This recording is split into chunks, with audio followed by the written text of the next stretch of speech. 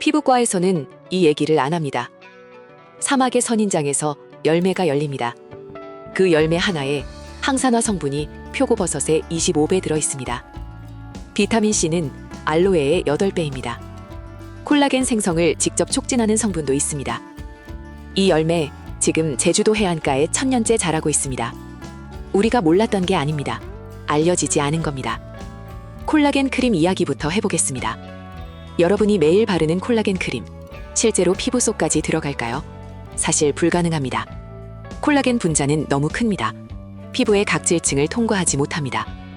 그래서 요즘 화장품 광고가 바뀌었습니다. 콜라겐 공급이라는 표현은 사라졌습니다. 대신 콜라겐 생성을 돕는다는 말로 바뀐 겁니다. 직접 채워준다는 말은 할 수가 없으니까요. 그렇다면 나노 콜라겐이나 저분자 콜라겐은 어떨까요? 분자를 잘게 쪼갰다는 뜻입니다. 연구 결과는 다양합니다. 일부는 흡수 가능성을 제기하고 일부는 여전히 회의적입니다. 확실한 건 하나입니다. 진짜 콜라겐은 몸 안에서 만들어야 한다는 겁니다. 우리 몸은 20대 이후부터 매년 1%씩 콜라겐을 잃어갑니다. 30대 중반이 되면 그 속도가 빨라집니다.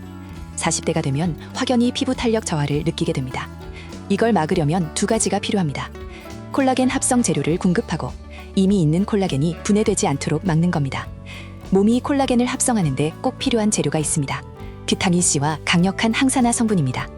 비타민C가 부족하면 콜라겐이 만들어지지 않습니다. 항산화 성분이 부족하면 만들어진 콜라겐이 빠르게 분해됩니다. 결국 피부 관리는 바르는 것보다 먹는 것이 먼저입니다. 선인장 열매는 이 두 가지를 극한의 농도로 담고 있습니다. 그 선인장 열매의 이름 여러분은 이미 알고 있을지도 모릅니다. 우리나라에서는 백년초 또는 천년초라고 부릅니다. 백년초는 제주도 월령리라는 칼에서 자생합니다. 제주도 기념물 제35호로 지정된 식물입니다. 놀라운 건 이 식물의 생명력입니다. 영하 20도에서도 죽지 않고 살아남습니다. 우리나라에서 사계절 노지에서 자라는 몇 안 되는 단연초 식물입니다. 혹독한 환경에서 살아남기 위해 스스로 강력한 항산화 물질을 만들어낸 겁니다. 그 성분이 우리 몸에도 같은 방식으로 작용하는 겁니다. 원산지는 멕시코입니다. 해류를 타고 제주 해안으로 밀려온 것으로 추정됩니다. 멕시코에서는 이 선인장의 열매를 투나라고 부릅니다. 줄기는 노팔레스라고 해서 채소처럼 요리해 타코에 넣어 먹습니다. 혈당 조절 효과가 탁월해 멕시코 당뇨 환자들이 즐겨 먹는 식재료이기도 합니다. 한국에서는 100가지 병을 고치고 100년을 살 수 있다 해서 백년초라는 이름이 붙었습니다. 단순한 믿음이 아니었습니다. 본초 강목에 이렇게 기록되어 있습니다. 당뇨와 성인병에 선인장즙을 마시면 근골을 굳게 하고 불로장생하게 한다. 동의보감에도 태어납니다. 소염, 해열제로 활용했다는 기록이 나나 있습니다. 수백 년 전 사람들이 이미 알고 있었습니다. 현대과학이 그 이유를 이제야 밝혀내고 있습니다. 그럼 도대체 어떤 성분이 이런 효과를 만드는 걸까요? 세 가지입니다. 첫 번째, 플라보노이드입니다. 강력한 항산화 물질입니다. 표고버섯에도 플라보노이드가 있습니다. 건강식품의 대명사죠. 그런데 백년초 열매의 플라보노이드 함량은 표고버섯보다 무려 25배 높습니다. 플라보노이드가 하는 일은 뭘까요? 바로 활성산소를 중화시키는 겁니다. 활성산소는 피부 노화의 주범입니다. 세포를 산화시키고 콜라겐 구조를 무너뜨립니다. 자외선을 받을 때마다 폭발적으로 생깁니다. 스트레스를 받을 때도 잠이 부족할 때도 늘어납니다. 플라보노이드는 이 활성산소를 빠르게 중화시킵니다. 세포를 보호합니다.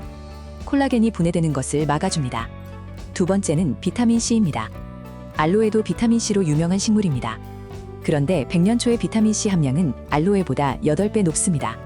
비타민C는 콜라겐 합성에 반드시 필요한 성분입니다. 비타민C 없이는 콜라겐이 만들어지지 않습니다. 즉, 백년초 열매는 콜라겐을 만드는 원료를 직접 공급하는 겁니다. 바르는 크림과는 차원이 다릅니다. 세 번째는 베타시아닌입니다. 백년초 열매의 붉은 색깔을 만드는 천연 색소 성분입니다. 강력한 항산화제입니다. 자외선으로 인한 피부 산화 손상을 억제합니다. 멜라닌 색소가 과도하게 침착되는 것도 막아줍니다. 세 가지 성분이 동시에 작용합니다. 활성산소 차단, 콜라겐 생성, 색소 침착 억제. 피부 항노화의 3박자를 동시에 잡는 겁니다. 여기에 더해 칼슘도 주목할 만합니다. 백년초의 칼슘 함량은 멸치보다 8배 높습니다. 뼈 건강뿐 아니라 세포 신호 전달에도 관여해 피부 세포 재생을 돕습니다. 그렇다면 실제로 피부에 어떤 변화가 생길까요? 플라보노이드, 비타민C 관련 연구들을 종합하면 크게 4가지입니다. 첫 번째, 콜라겐 생성이 촉진됩니다. 비타민C와 플라보노이드가 함께 작용합니다. 피부 진피층에서 콜라겐 합성을 직접 자극합니다. 피부 탄력이 올라갑니다. 피부 탄력을 느끼려면 시간이 걸립니다. 개인차가 있지만 꾸준히 섭취하면 빠르면 3주, 늦으면 2-3개월 안에 변화를 느끼기 시작한다는 보고가 있습니다. 두 번째, 자외선 방어력이 높아집니다. 플라보노이드와 베타시아닌이 자외선을 받아 생기는 산화 손상을 차단합니다. 선크림이 물리적으로 막는다면 백년초는 세포 수준에서 막아주는 겁니다. 자외선이 피부 세포에 닿으면 즉시 활성산소가 생깁니다. 이 활성산소가 콜라겐 분해 효소를 활성화합니다. 결국 주름을 만드는 겁니다.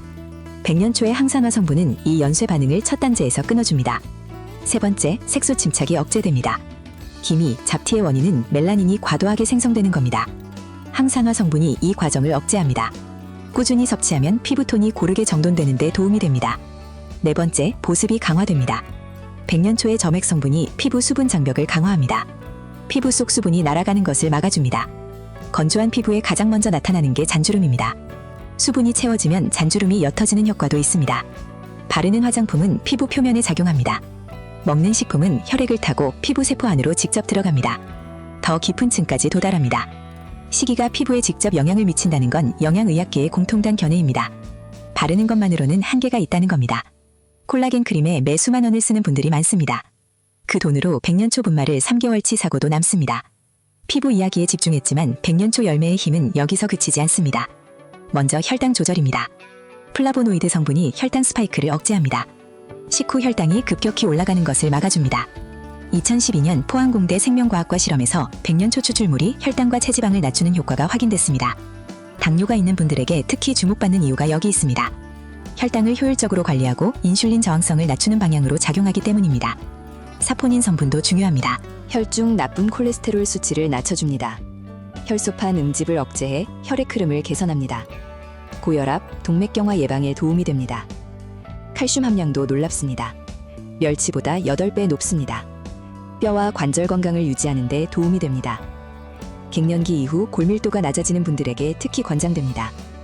식이섬유는 매실의 7배입니다. 상추의 10배입니다. 장 연동 운동을 도와 변비를 해소합니다. 장내 유익균의 먹이가 돼 장 건강도 개선됩니다. 면역력도 빠질 수 없습니다. 플라보노이드와 사포닌이 면역세포를 활성화합니다. 각종 바이러스와 세균으로부터 몸을 보호합니다. 널 건강도 있습니다. 플라보노이드는 뇌로 가는 혈류를 증가시켜 인지기능 유지에 도움이 됩니다. 알츠하이머나 치매와 같은 신경계 질환의 손상을 예방하는 데 도움이 된다는 연구도 있습니다. 기관지 건강도 있습니다. 사포닌 성분이 기관지 점막을 촉촉하게 유지해줍니다. 가래를 몸 밖으로 배출하게 돕고 기침과 천식에도 효능이 있다고 알려져 있습니다. 피부, 혈당, 혈관, 뼈, 장, 면역, 뇌, 기관지. 하나의 열매가 이걸 동시에 담고 있습니다. 그렇다면 왜 아무도 안 먹는 걸까요? 이유는 하나입니다. 가시입니다. 백년초의 가시에는 눈에 안 보이는 미세 가시가 있습니다. 만지다 피부에 박히면 잘 빠지지 않습니다. 맨손으로 만지는 건 절대 금물입니다. 고무장갑을 착용하고 흐르는 물에 3번 이상 씻어야 합니다. 가시 처리만 하면 생으로도 먹을 수 있습니다. 맛은 수박과 키위를 섞은 것 같다고 합니다. 가장 흡수율 높은 섭취법은 생즙입니다. 가시를 제거한 열매를 믹서에 갈아 체에 거릅니다. 씨앗을 분리하면 됩니다. 꿀이나 요거트를 섞으면 더 먹기 좋습니다. 하루에 한 번 공복에 드시는 것이 좋습니다. 위가 비어있을 때 흡수율이 가장 높습니다. 분말 제품도 있습니다. 가시 처리가 어렵다면 분말을 물에 타서 마시는 방법도 충분합니다. 분말은 하루 5g에서 10g 정도가 적당합니다. 한 티스푼 정도입니다. 효소로 만들 수도 있습니다. 열매를 설탕과 1:1 비율로 버무려 6개월 숙성시키면 됩니다. 아침 저녁으로 물에 타서 식후에 드시면 좋습니다. 주의사항이 있습니다. 백년초는 성질이 차가운 식품입니다. 평소 손발이 차거나 몸이 냉한 분들은 과다 섭취를 피하세요. 설사나 복통이 생길 수 있습니다. 처음 드실 때는 소량부터 시작하는 것이 좋습니다. 몸이 잘 맞는지 확인하면서 양을 늘려가세요. 수확 시기는 11월에서 12월 사이입니다. 제주도 특산품으로 온라인 구매도 가능합니다. 영하 20도에서도 살아남는 강인한 생명력을 가진 식물입니다. 혹독한 환경에서 스스로를 지키기 위해 만들어낸 성분들이 우리 피부를 지켜주는 겁니다. 콜라겐 크림에 매달 돈을 쓰기 전에 한번 생각해보세요. 몸 안에서 콜라겐을 만드는 재료를 먹고 있는지를요. 표고버섯보다 플라보노이드 25배, 알로에보다 비타민C 8배, 멸치보다 칼슘 8배. 이 열매가 제주도에서 1000년째 자라고 있었습니다. 오늘 영상이 도움이 됐다면 좋아요 한번 눌러주세요. 더 많은 분들이 이 정보를 알게 됩니다. 좋아요와 구독으로 응원해주세요.